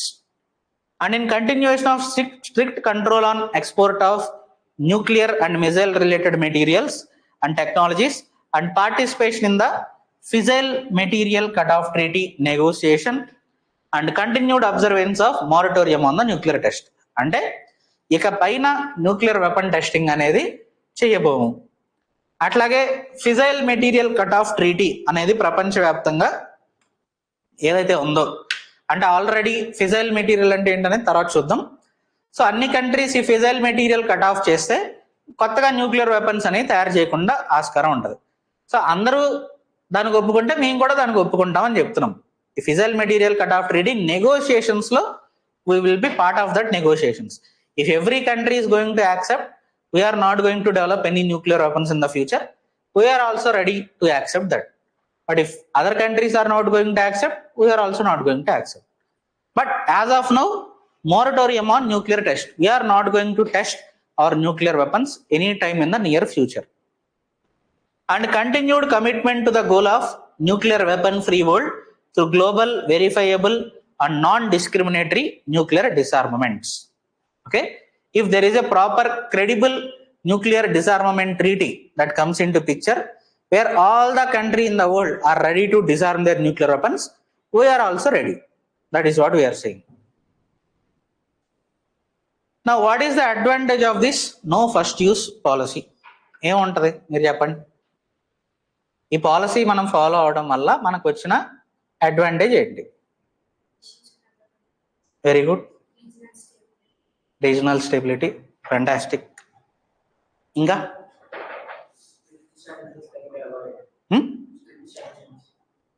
sanctions can be avoided. Yes, what else? Sudden గా nuclear war అనేది start అవ్వకుండా కూడా ఉపయోగపడుతుంది. ఏదో చిన్న spark వల్ల okay that ballooning into A nuclear war can also be avoided. What else? Mainly western countries కి మన ఇండియా పైన ఒక అపోహ లేకుండా ఇండియా ఒక రెస్పాన్సిబుల్ న్యూక్లియర్ పవర్ అని చెప్పడానికి ఉపయోగపడుతుంది mainly. Okay, so the main advantage, it minimises the probability of nuclear use. And similarly this also becomes, okay, this is so because it enhances possibility of containing the crisis before the point of no return. Okay, so for that it will be helpful because we generally have a policy of no first use. ఒకవేళ వేరే country మనం nuclear weapons use చేస్తామేమో అనే ఉద్దేశంతో వాళ్ళు మన పైన attack చేయకుండా ఒక పాయింట్ ఆఫ్ నో రిటర్న్కి వెళ్లకుండా ఇది ఆపుతుంది.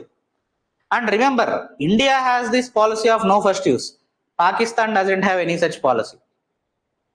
ఓకే, దానివల్ల అట్లీస్ట్ వాళ్ళకు ఒక ధైర్యం. Anyway they clearly know that India is a larger military power when compare to Pakistan. But because we have this no first use policy, వాళ్ళకు కూడా కొంచెం ఒక భద్రత అన్నట్టు. Okay, India is not going to fire nuclear missiles on us. But China has this no first use policy. That is advantage for India. Okay, India China ఇద్దరికి no first use policy ఉంది కాబట్టి there is very little chance of India and China firing nuclear missiles on each other. Okay, so containing a crisis before a point of no return because of miscommunication, misjudgment, misperception and fog of war may force either power to go first. Okay, and recent గా మనం వాళ్ళ పైన BrahMos missile launch చేసినప్పుడు కూడా వాళ్ళు పెద్ద ఎక్కువ retaliate అవ్వలేదు, దాని గురించి పెద్ద హంగామా చేయలేదు. ఎందుకంటే they know that we generally don't use nuclear weapons just like that. Okay, BrahMos is a nuclear powered missile, normal గా న్యూక్లియర్ వెపన్స్ లాంచ్ చేసే మిసైల్ అన్నట్టు. Okay, and instead if both the countries are NFU powers, there is a greater probability that political leaders stepping back from the brink because they know that a nuclear war cannot be won by any country. ఒకసారి nuclear war అనేది start అయితే అక్కడ ఎవరు విజేతలు ఉండరు, total destruction will be there. Okay, and NFU for India also presents a opportunity for cooperation with China to work jointly towards a global no first use policy because China also adheres to this no first use. Okay, and because Pakistan doesn't follow this no first use policy, BJP government ఏంటంటే అప్పుడప్పుడు politics లాంటి play చేయడం కోసం our defence minister Rajnath Singh few years back ఒక statement ఇవ్వడం జరిగింది. Again ఈ no first use policy అనేది ఒకసారి మళ్ళీ చెక్ చేయాల్సి ఉంది, దాని గురించి మళ్ళీ ఆలోచన చేయాల్సి ఉంది అని ఒక స్టేట్మెంట్ ఇచ్చారు. And it has attracted a lot of criticism not only from India, from other countries as well. ఎందుకు? ఈ నో ఫస్ట్ యూస్ పాలసీ అనేది మనకు ఉండడం వల్లే India is considered as a responsible nuclear power, దాని గురించి మళ్ళీ ఆలోచించాలి. ఇట్లాంటి statements that to buy a defence minister is not good for country. Okay, we are not going to change this policy at least in the near future. Okay, because ee policy valle Pakistan at least, even though they know that India is much superior, konta okay ma దగ్గర nuclear weapons ఉన్నాయి, మాకు ఈ policy లేదు అనే ధైర్యం, at least ఒక posture కోసం, regional stability అనేది మెయింటైన్ చేయడానికి this is being helpful. Right, now what are the arguments against this policy? So against obviously వాళ్ళు ఫస్ట్ టైం స్ట్రైక్ చేసినప్పుడు they can inflict a lot of pain on us. Second strike capability okay మనకు ఉంది, but first time if you allow some other country okay to attack us, okay, it might have some irreparable damage. That is the main argument. And also one more argument, Pakistan doesn't have no first use policy. If tomorrow China and Pakistan collude and attack India, our no first use policy is going to harm us. Okay, that is one argument against or criticism against this no first use policy. Now India stand on no first use policy. Even today we are very clear. Okay, we are standing firmly with respect to no first use policy. We are not going back against this. And మన nuclear doctrine అనేది still ఏదైతే 2003 లో మనం తీసుకొచ్చామో even till today we're following the same policy even after 20 years. Okay, so India must ensure that the deterrence does not fail. And ఒకవేళ ఈ పాలసీకి అగైనెస్ట్కి వెళ్తే again will be attracting sanctions from western countries. Okay, and regional stability దెబ్బతినొచ్చు, వేరే countries మన పైన apprehensions పెరగొచ్చు, and we may not be considered as a responsible nuclear power. That's why even today we stand firmly with respect to no first use policy. Nuclear triad already మనం చెప్పుకున్నదే. So nuclear triad consist of air, land and submarine launched nuclear missiles. So మనకి air launched we have BrahMos, land Prithvi, Agni, BrahMos 3 variants ఉన్నాయి. Submarine K series which are launched from INS Arihant, and INS Arihant can also launch BrahMos. Okay, but mainly it uses K series, indigenously developed. మనకి మెయిన్గా indigenously developed versions ఉండాలి కాబట్టి. Nuclear triad means ability of delivering nuclear weapons through air, that is air to surface missiles, and also land intercontinental ballistic missiles, and through submarines, that is submarine nuclear submarines. Okay, nuclear weapons launched from a nuclear powered submarine, not any submarine. Okay, which is most important for our second strike capability. And India has recently declared that its nuclear triad is operational after INS Arihant, our indigenously built submersible ballistic nuclear submarine conducted its first deterrence protocol. ఎప్పుడు జరిగింది? 2018 లో జరిగింది. Okay, after 2018 we have announced we have completed our nuclear triad. So last class లో నేను ఇచ్చిన question it is something related to this. Next, importance of India's nuclear triad. What is the main importance? Mainly to have second strike capability, because India follows a policy called no first use. Okay, so success of INS Arihant has enabled India to complete deterrence after 20 years of our nuclear doctrine, and it has achieved nuclear mastery over highly complex systems and procedure. As India adheres to the no first use policy, it gives dependable platform for second strike capability.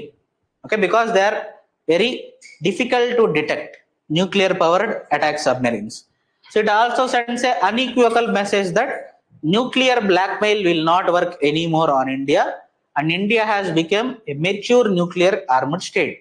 Okay, and in any warfare where submarines are involved, it becomes the deadliest asset and the biggest threat for the enemy, because submarines are difficult to spot, especially nuclear powered submarines. కారణం ఏంటి? Nuclear submarines deter any adversary from launching A first nuclear strike on the Indian submarines loitering under sea, and they can launch retaliatory strike within minutes. And the ability of nuclear powered submarines, it is needed for patrols due to its ability to remain submerged and undetected for long periods of time, that is almost several weeks. అదే diesel electric submarines అయితే regular గా పైకి వచ్చి వెళ్తూ ఉండాలి, because they have to take oxygen as input for combustion. Okay, next nuclear command authority. As I have already told you, nuclear command authority అంటే మనకి ఇందులో 2 కౌన్సిల్స్ ఉంటాయి. ఒకటి political council and the other is executive council, which is chaired by National Security Advisor. Okay, Political Council and Executive Council. Political Council is chaired by Prime Minister. Executive Council chaired by National Security Advisor. Whatever the advice that is given by Executive Council will be taken up by the Political Council, and final decision will be taken by Political Council. If you want to launch nuclear missiles on a country, at the end of the day, Nuclear Command Authority has to give the permission. So it provides inputs. The Executive Council will provide inputs for a decision making for the Nuclear Command Authority and executes the directives given by the Political Council. At the end of the day, whatever the direction given by Political Council, they will again be taken up by Executive Council and they will execute those commands. The Cabinet Committee on Security approved the appointment of Commander-in-Chief for Strategic Forces Command. మనకు ఒక strategic forces command అనేది ఒకటి ఉంటుంది. దీని కింద మనకి all the 3 air force, navy and military ముగ్గురు ఉంటారు. ఓకే, ఈ స్ట్రాటజిక్ ఫోర్సెస్ కమాండ్ అనేది they will have nuclear missiles. ఆ స్ట్రాటజిక్ ఫోర్సెస్ కమాండ్ కి ఎవరైతే కమాండర్ ఇన్ చీఫ్ ఉంటారో, okay, he is going to manage and administer the strategic forces and he will be given the command if at all nuclear missiles have to be launched. Okay, it also reviews and approves all the arrangements for alternative chain of command if retaliatory nuclear strikes in all the eventualities. So ఒక hierarchy కూడా, ఒకవేళ వాళ్ళు చనిపోతే next in line of command ఎవరు, వాళ్ళు చనిపోతే next in line of command ఎవరు, అట్లా ఇన్ ఆల్ ద ఈవెన్చువాలిటీస్ అది డిసైడ్ చేయడం జరుగుతుంది. So finally with this we have completed defense technology successfully. Okay, ఒక 2 క్వశ్చన్స్ రాసుకోండి.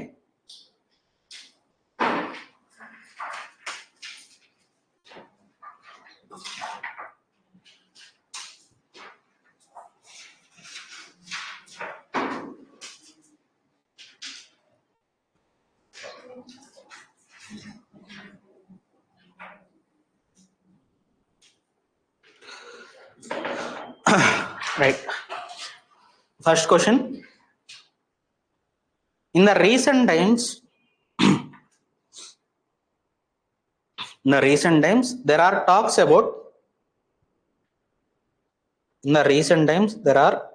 about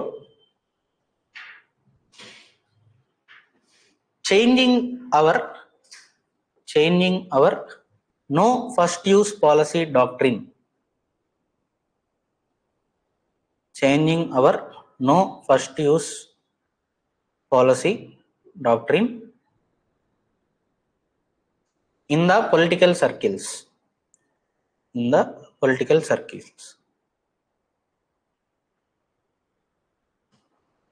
Full stop. Political circles. Full stop. In this context, critically evaluate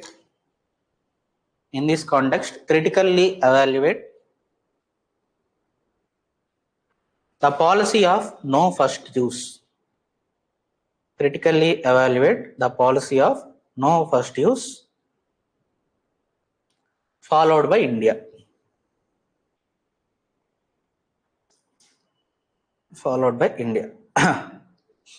So what is the meaning of critically evaluate? Critically evaluate and whenever you see the word critically evaluate or critically analyze, the meaning is write both sides of the argument. దాని యొక్క positives ఏంటి, దాని యొక్క negatives ఏంటి. But positives negatives రాసి వదిలేయటం కాదు, finally నీ కన్క్లూజన్ ఏంటి. కన్క్లూజన్లో you have to tell your stand on that. Okay, క్వశ్చన్లో రాసేటప్పుడు both the arguments will present. దానివల్ల పాజిటివ్ ఏంటి, నెగిటివ్ ఏంటి, మెరిట్ ఏంటి, డిమెరిట్ ఏంటి. Finally you have to give your opinion in the conclusion. So దీనికి ఆన్సర్ ఎలా రాస్తాం? ఇంట్రడక్షన్, అసలు నో ఫస్ట్ యూస్ పాలసీ ఎక్కడి నుంచి వచ్చింది, ఎలా వచ్చింది, ఏంటి, ఎక్కడి నుంచి వచ్చింది? Nuclear doctrine of 2003 has introduced this no first use policy. దాని తర్వాత నో ఫస్ట్ యూస్ పాలసీ అంటే ఏంటి అనేది you will write. Okay, then you will keep the heading advantages of no first use policy. ఎందుకు? క్రిటికల్లీ ఎవాల్యుయేట్ అన్నాం కాబట్టి దాని యొక్క అడ్వాంటేజెస్ ఏంటి. Then you will write disadvantages of having no first use policy. Finally you will conclude. ఉండాలా వద్దా మీ ఇష్టం, మీరు ఏదైనా రాసుకోవచ్చు. But generally I prefer it should be there. And I also tell you to write that only. Okay, అంతేగాని ఉండకూడదని రాయొద్దు, రాయమన్నాను కదా అని చెప్పి. Okay, you won't get good marks. రాయొచ్చు, తప్పు కాదు, మార్కులు రావంతే. Okay, so one more question.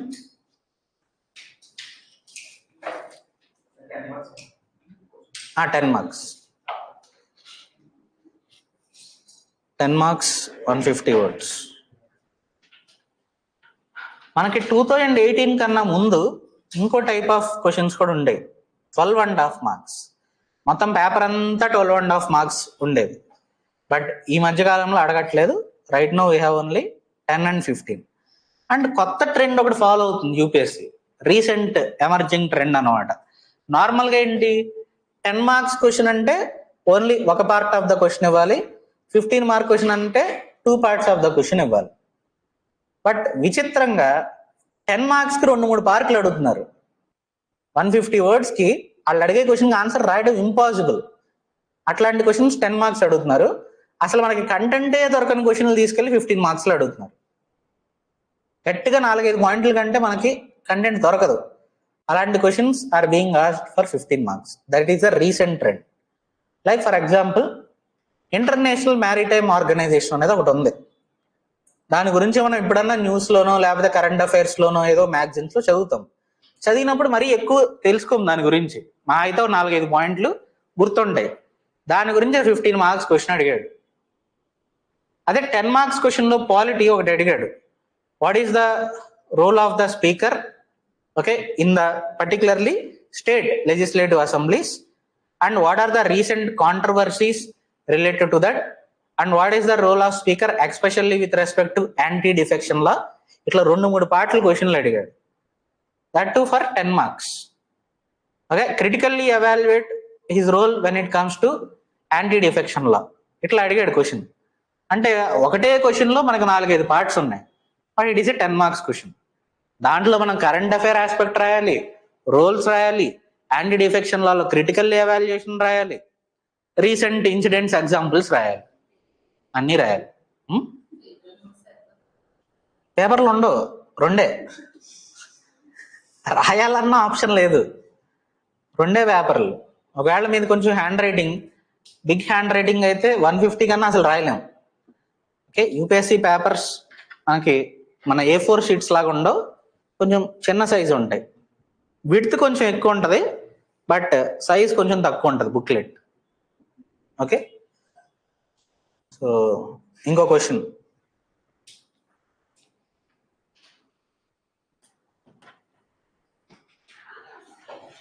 What is nuclear triad? What is nuclear triad? And explain the importance of India's nuclear triad. And explain the importance of India's nuclear triad.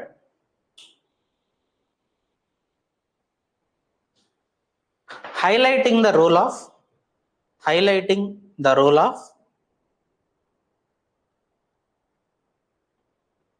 INS Arihant. Highlighting the role of INS Arihant. Nuclear triad అంటే ఏంటి, దానికి importance ఏంటి, అందులో particularly INS Arihant యొక్క role ఏంటి. Okay, దాన్ని మళ్ళీ ఇంకో హెడ్డింగ్ పెట్టుకుని రాసుకోవాలి. So again, how you will right the introduction for this question? Recently with the introduction of INS Arigat, the India's nuclear triad got some more Boost. దాని తర్వాత nuclear triad heading will write what is that, and అందులో ఇండియాకి సంబంధించి ఏమేమి ఉన్నాయి, ఈ particular స్లైడ్లో ఏదైతే కంటెంట్ ఉందో దాన్ని యూజ్ చేసుకుని రాస్తాం. దాని ఇంపార్టెన్స్ బేసిక్గా ఇక్కడ ఏదైతే ఉందో that is the importance. And particularly INS Arihant యొక్క ఇంపార్టెన్స్ ఏంటి? It is a nuclear powered attack submarine. దానివల్ల వచ్చే advantages, what are the advantages? Finally conclusion, with introduction of more and more submarines under the INS Arihant class, okay, our nuclear triad is going to get further boost in the future. Okay, inkoti write one more question.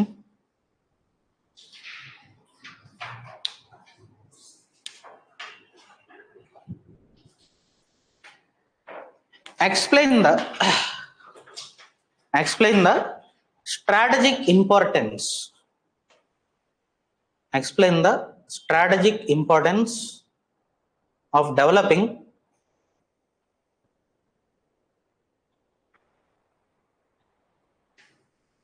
various defense technologies. Explain the strategic importance of developing various defense technologies indigenously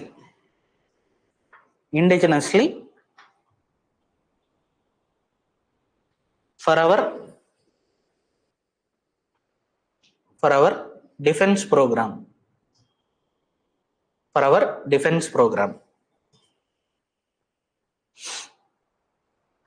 దీని meaning ఏంటి? రకరకాల defence technologies indigenous గా develop చేసుకోవడం ఎందుకు important strategically? Like ఒక్కొక్క defence technology తీసుకుంటారు. Air craft carriers తీసుకుందాం. Air craft carriers లో ఇంతకు ముందు ఏం చేసేవాళ్ళం? మొత్తం వేరే కంట్రీస్ నుంచి కొనుక్కునేవాళ్ళం. ఓకే, మిగ్ కానీ మిరాజ్ కానీ, ఓకే, ఇవన్నీ కూడా we have brought from other countries. But recently we are developing our indigenous technologies like okay LCA Tejas. అట్లాగే ఇంకా బ్యాటిల్ ట్యాంక్స్ కూడా చెప్పాను ఇంతకు ముందు. రష్యా T-72 వాడేవాళ్ళం. But now we're developing Arjun MBT, our indigenously developed. అలాగే aircraft carrier we have modified EU class, okay, that we have taken from Russia. But now we are developing our indigenous versions INS Vikrant. ఇట్లా ఒక్కొక్క technology తీసుకుని వాటిని indigenous గా మనం develop చేసుకోవడం వల్ల మనకు వచ్చే స్ట్రాటజిక్ అడ్వాంటేజ్ ఏంటి అనేది ఎక్స్ప్లెయిన్ చేసుకోవాలి. ఏంటి ఉంటుంది మెయిన్ అడ్వాంటేజ్? వేరే కంట్రీ పైన డిపెండ్ అవ్వకుండా mainly. Okay, so take examples from each category. ఒక సబ్మెరీన్ ఎగ్జాంపుల్ తీసుకోండి. ఓకే, ఒక ఇంపోర్టెడ్ ఎగ్జాంపుల్, అలాగే ఇండిజినస్, ఈ రెండు కంపేర్ చేయాలి. ఒక air craft imported, indigenous, compare. అని వాడేయడమే, అన్ని పదాలు వాడేయడమే, అన్ని ఆత్మనిర్భరే మనం. ఓకే, మన మోడీజీకి ఇష్టమైన పదం అనమాట అది, ఆత్మనిర్భర్ భారత్. అదే ఇండిజినస్ అంటే అదే correct. So like that compare between imported technologies and our indigenously developed technologies. Okay, make it a 15 marks question. 15 marks to 50 words. Okay, you can compare various technologies. Okay, submarines, aircraft carriers, battle tanks, even missiles, drones. Even drones kuda manam Heron drones లాంటివి వేరే countries నుంచి import చేసుకుంటున్నాం, Israel నుంచి. అలా కాకుండా మన own మనం develop చేసుకోవాలి. ఎందుకు డెవలప్ చేసుకోవాలి? What is the importance? అట్లా write the answer. So see questions not always direct గా మనకి స్లైడ్స్ లో ఉన్న దాని గురించి రావు. ఇప్పుడు అడిగిన క్వశ్చన్ ఉంది, ఉన్న కంటెంట్ ని యూజ్ చేసుకుని ఒక answer you have to frame on your own. So this is next stage of answer writing. ఇప్పుడు వరకు రాసిన ఆన్సర్లన్నీ కంటెంట్ రెడీలీ అవైలబుల్ ఉంది, దాన్ని కొద్దిగా మాడిఫై చేసి ఆన్సర్ రాయడం. But this is next level of answer writing. Content is scattered. By using the scattered content, you have to write an answer. Okay, you need to create an answer. Okay, so in the next class, we'll start with nuclear technology. Okay, nuclear technology start cheddam. Mostly repu ayipotadi. We might start with another topic also tomorrow. Nuclear technology, it will take around 3 to 4 hours. Okay. So nuclear technology అంటే ఏముంటాయి? Nuclear fission, nuclear fusion, India's nuclear programme and nuclear deals of India with other country. All these things will discuss.